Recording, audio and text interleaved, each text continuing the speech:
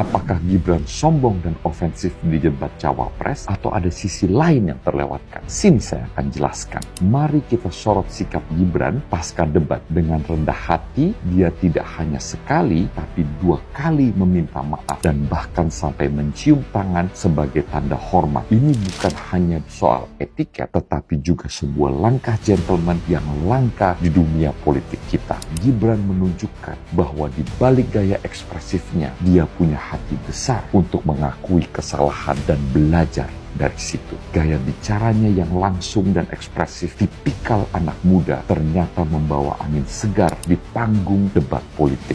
Namun, siapa sangka ekspresinya yang begitu berapi-api ternyata bisa menimbulkan salah paham.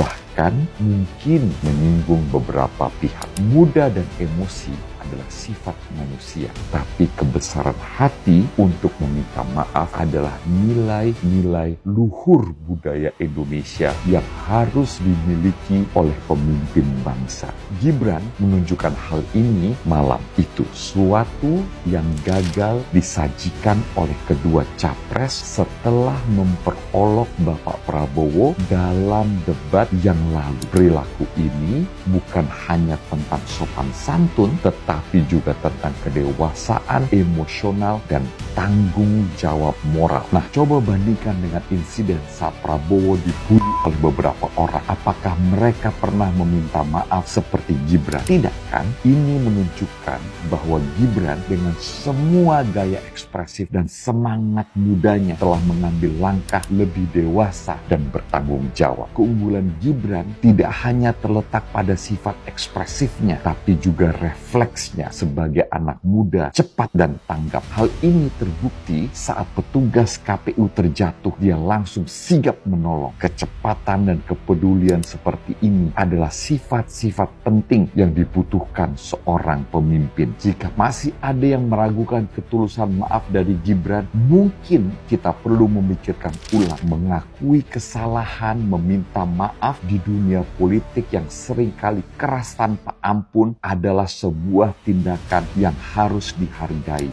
Gibran tidak hanya berdebat dengan kata-kata, tapi juga dengan tindakan yang menunjukkan ia adalah seorang yang bertanggung jawab dan punya integritas.